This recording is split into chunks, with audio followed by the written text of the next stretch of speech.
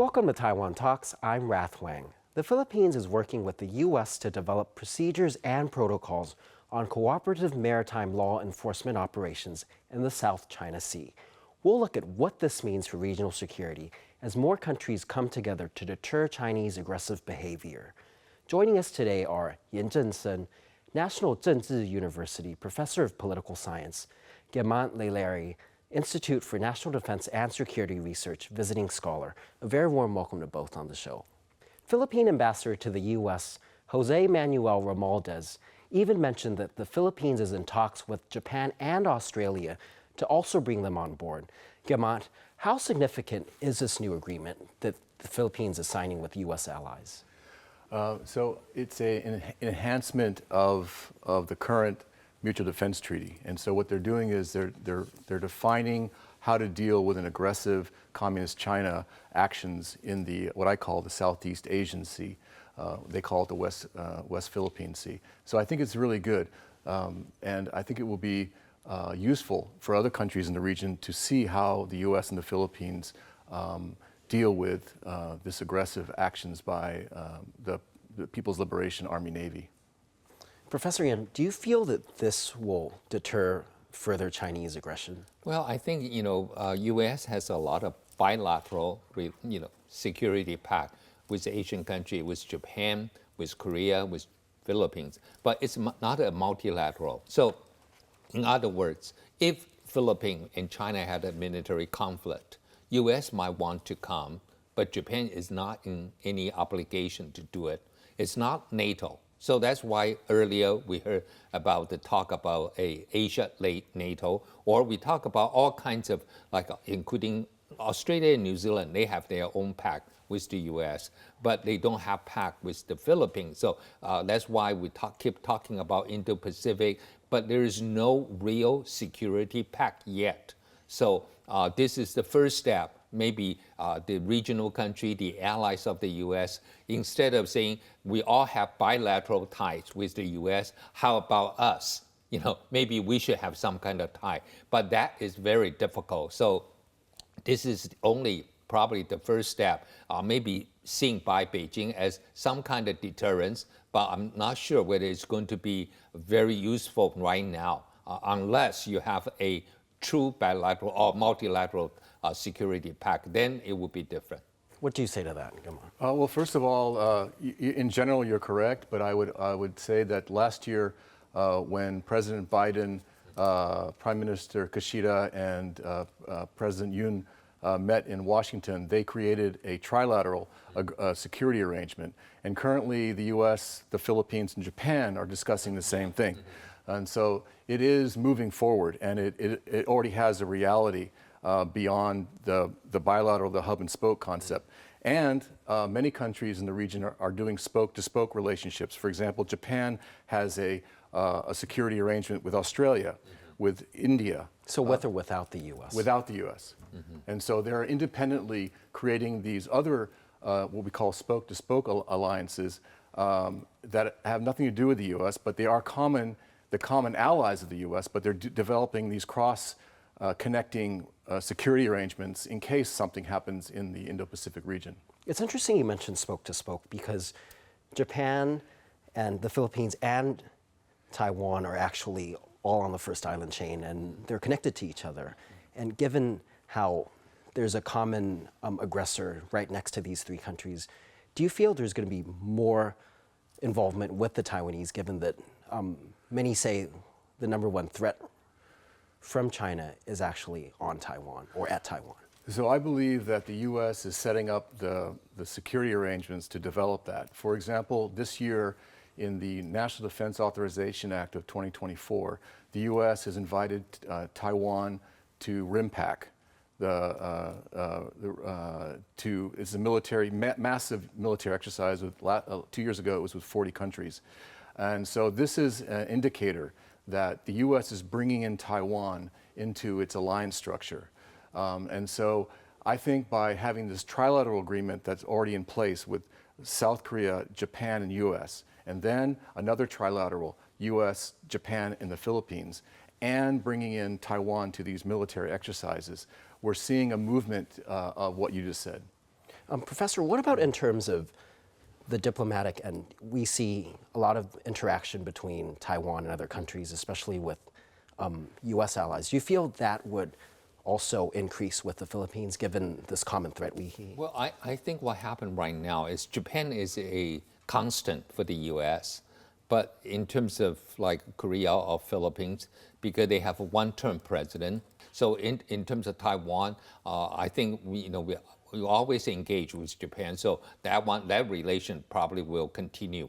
But with Philippines and with Korea, it's almost like even when we engage with the U.S., we don't know what, if Donald Trump came back to power, what will be, what will change. So you have to cover both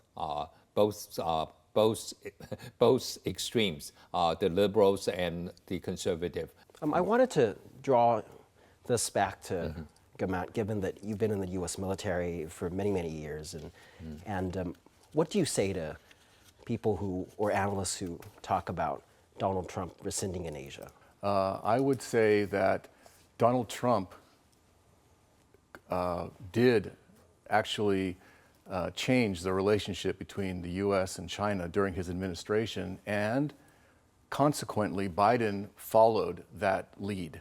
And so I would say that there is not much difference between how President Biden and potentially another term of President Trump will affect Asia.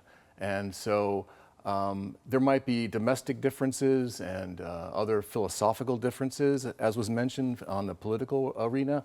But in terms of how to treat Asia and how to look at China as a threat, I see them as being very close to each other. And in fact, Biden administration is basically continuing on a lot of the Trump administration changes. In fact, in some respects, it's even stronger in terms of economic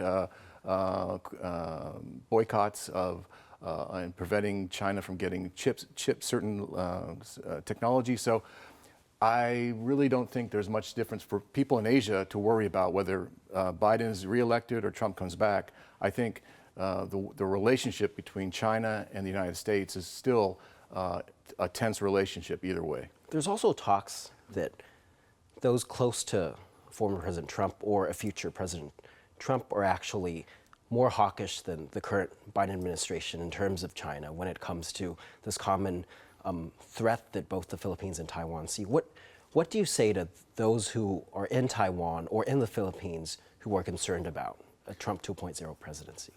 I think that they should feel confident that the Trump administration will continue to build its alliance structures and enhance its relationship with its Asian allies.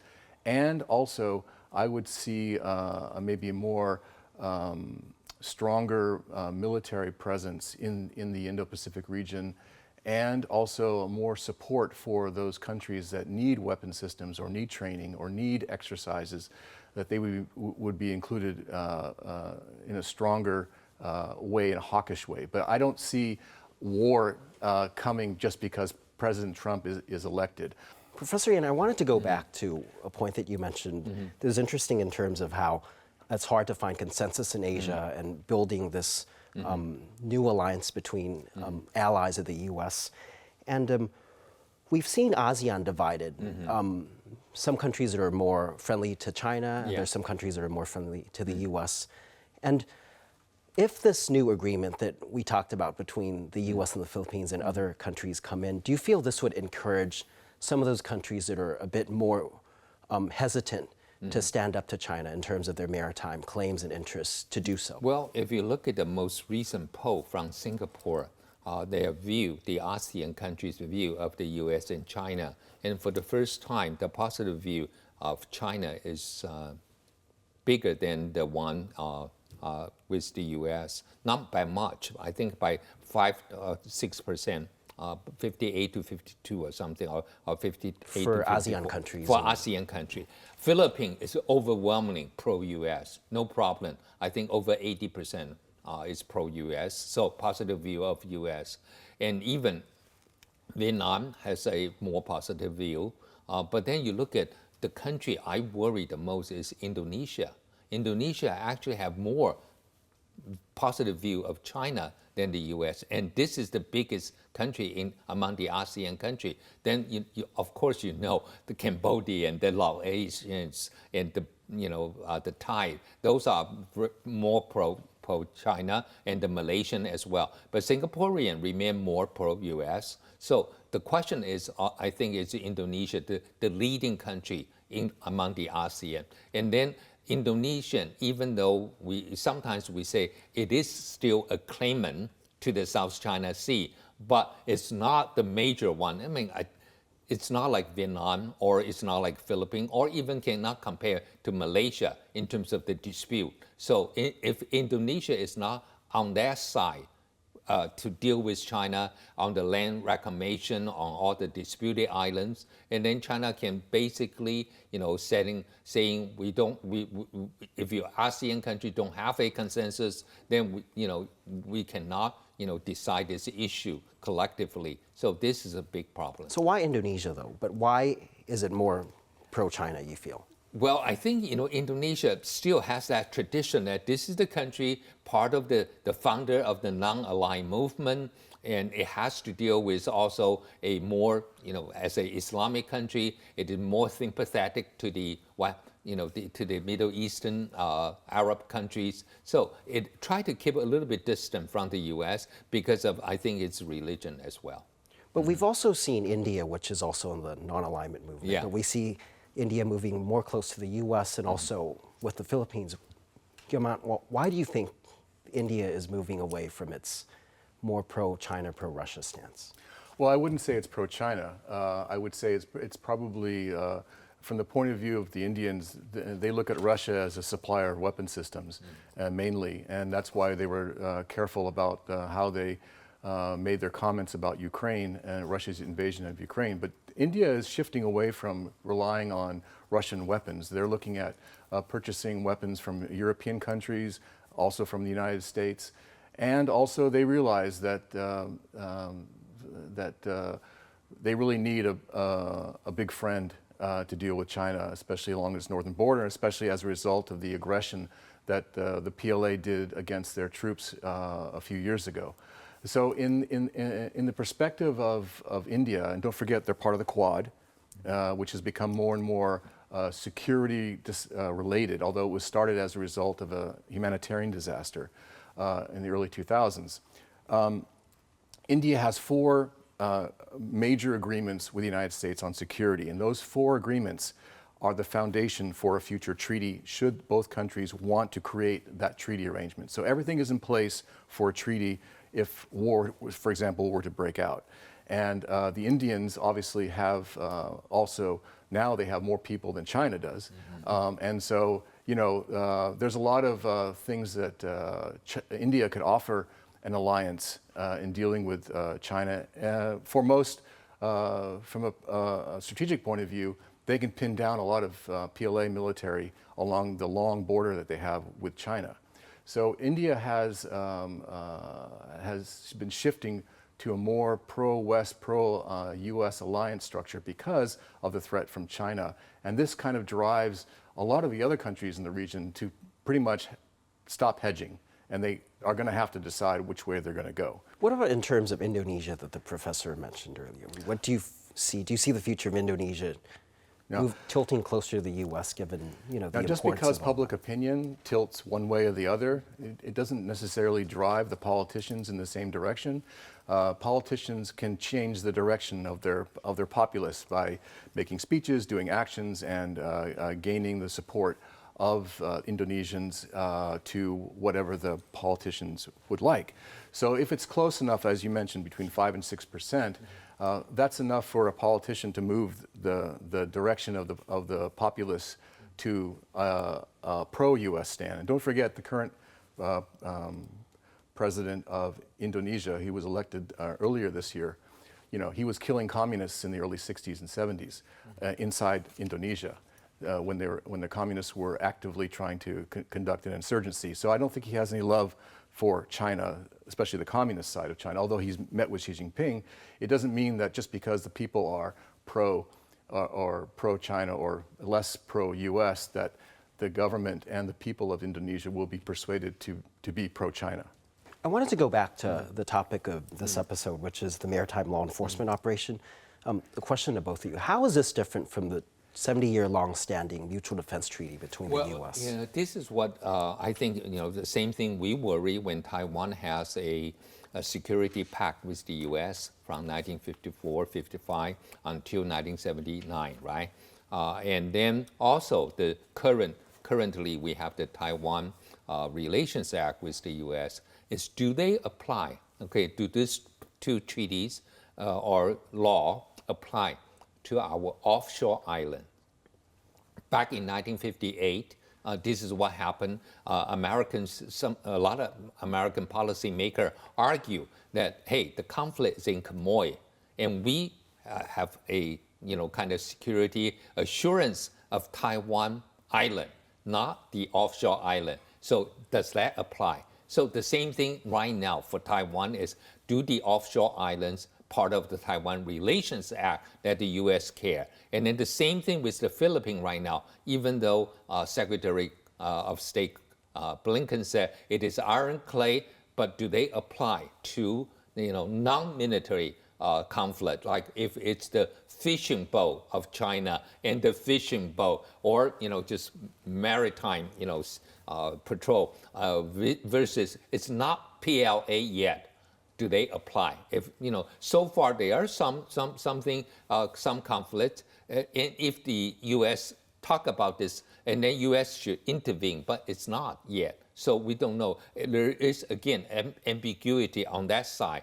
What do you think, Guermantes, in terms of being different from these armed attacks? The Philippine-U.S. Mutual Defense Treaty in 1951, Article 5, says that an armed attack on either of the parties, either the U.S. or the Philippines, is deemed to include an armed attack on the metropolitan territory of either of the parties, either the Philippines or U.S., or on the island territories under its jurisdiction, the islands, in the Pacific, or on its armed forces, public vessels, or aircraft. So this includes fishing vessels. And so I believe that the U.S. government has warned China that if the attacks become lethal, then the U.S. will intervene. And furthermore, to deal with the issue of the question of ambiguity, I think this agreement that you mentioned at the very beginning of our presentation starts to define when the U.S. Will intervene and help the Philippines, and what they recommend the Philippines to do, and how it's going to progress, because this is aggression. And actually, if you look at Admiral Samuel Paparro, the new Indo-Pacific PACOM commander, he had an important statement that he's redefined the word gray zone warfare. He thinks this is garbage because it sort of obfuscates what communist China is really doing. And I just have two sentences that he says. He says, our world faces a complex problem set in the troubling actions of the People's Republic of China and its rapid buildup of forces. We must be ready to answer the PRC's increasingly intrusive and expansionist claims in the Indo-Pacific region. My friend General Browner from the Republic of Philippines has called the phrase ICAD, and he has renamed gray zone, which sounds otherwise benign and dull, into ICAD, which is illegal, coercive, aggressive, and deceptive. This demonstrates the wisdom of our allies. In other words, gray zone from the U.S. military point of view in the Indo-Pacific region is over. Now they call it what it is: aggressive, illegal, coercive, and deceptive. So with the new Indo-Pac commander, do you feel there will be more action from the U.S., concrete action where we could see retaliation, or in terms of stopping China or lessening China's actions that are provocative? I think this agreement that they're talking about is an enhancement and an adaptation to what the PRC's PLA is doing in the region. It's not going to just be the Philippines. I suspect they're going to do the same thing with the Japanese, because the PLA Navy and the PLA Air Force are also doing the same kind of aggressive actions against Japanese, especially in the Senkaku area. And the same thing is happening all around China. All the countries around China are being harassed by China. They're renaming cities in Chinese that were, thousands of years ago named whatever. By their logic, the Roman Empire should, Italy should control all of the Mediterranean, or all the old empires, because of some historical example, should control an entire region. So they are an aggressive, expansionist country with an ideology that's authoritarian, and someone has to stop it. And we've also seen diplomatic protests with the Philippines. Is on May 2nd, the Philippines summoned Zhou Ziyong, the #2 at the Chinese embassy, for spraying water cannons in, the Philippine flag of the Philippine Coast Guard. That is perceived in the Philippines as a national insult. Do you feel that this is working with China, given this is his 20th already in 2024? Well, first of all, I think every time you suffer this kind of harassment, you have to do official protests. This is like, if you don't do it, then country will take advantage of you. So you have to do it. But right now, I think China is getting away with it because China knew that the Americans are bogged down in two fronts, not directly involved, but politically, diplomatically, Ukraine is a big problem. And then you also have the Palestine, the Gaza Strip question. Unless those two are settled, I think China right now can, rock the boat somewhat, and U.S. will be hesitant to directly involve. But if there's no two other fronts, I think the U.S. will be in a much stronger position and more assertive in this area. Do you feel the PRC is taking advantage of this position, or where America is, as the professor mentioned, that it seems that America is tied with two other conflicts? So this sort of flows from a paper that was written in 2018 in China, talking about the three-war strategy, which was the idea of trying to bog down the United States military in 3 different regions of the world, and 2 are active right now, and the 3rd one is to be determined. It's a strategy. I don't think it's going to work. First of all, the Ukraine war is a ground war, and it does not involve naval forces whatsoever, and almost nothing. Secondly, the Israel-Hamas conflict does not really tie up U.S. forces. The U.S. forces can leave any time. They're off the coast. There's battle carriers. The Red Sea is a Navy thing, but again, they can move very quickly into the Indo-Pacific region. But do you feel China's perception is that the U.S. has its hands Yes, I think tied? they think that, and so the U.S. can bring forces anytime into the region. Don't forget, we have a large reserve contingency of people who are focused on the Indo-Pacific region, and they can deploy anytime. And if things start heating up, then we'll start deploying them to now the 9 bases that are available for us in the Philippines, 6 in Papua New Guinea, many in Japan, many in South Korea. So I'm not worried on the U.S. side if things start heating up with Taiwan or with the Philippines or wherever the PLA military or the Coast Guard or the Maritime militia try to be aggressive. I don't think it's a wise decision on Xi Jinping's part to try to poke the eagle and get a response. It's interesting you mentioned things heating up in Taiwan, because there's a lot of tension now in the Philippines, but these two seem to be the two hotspots in Asia. What do you think Taiwan can do to strengthen its defense in terms of dealing with coercion or harassment from China? Well, Taiwan is in a different position from the Philippines. First, you are not a diplomatic ally of the U.S. Secondly, you don't have a security pact with the U.S. Yeah, you have the U.S. commitment, but this commitment also has a condition that Taiwan should not unilaterally change the status quo. So U.S. does not support Taiwan claim of independence or mentioning independence. U.S. At least Biden administration reiterate that position a few times. So the question is, if our government right now, the incoming government of Lai Ching-te said he will not change Tsai Ing-wen's policy, he will continue to go with this status quo, and then I think Taiwan is safer than the Philippines right now, because we don't have a direct territorial dispute with China right now, like offshore islands. Yeah, we have some harassment on water, but there is not China is not trying right now saying we want to take back Jinmen or Mazu, right? the status quo is still there. But Philippines is a different story. So I think as long as we keep our status quo position and not unilaterally change that, then we are okay. What do you think, Guermantes? Problem is, the Communist Party of China is changing the status quo. They're crossing the midline with their fighter jets. They're getting their ships closer to Taiwan. They're flying balloons over Taiwan. They're flying UAVs around Taiwan. Their rhetoric after Pelosi's visit was extremely violent. They sent missiles over Taiwan. So yes, if Taiwan keeps the status quo, we hope that that peace continues. But the problem is, when you have two parties to the conflict, one vote doesn't mean it's going to happen. So the adversary has a vote in this issue too, and so I don't think China is keeping the status quo.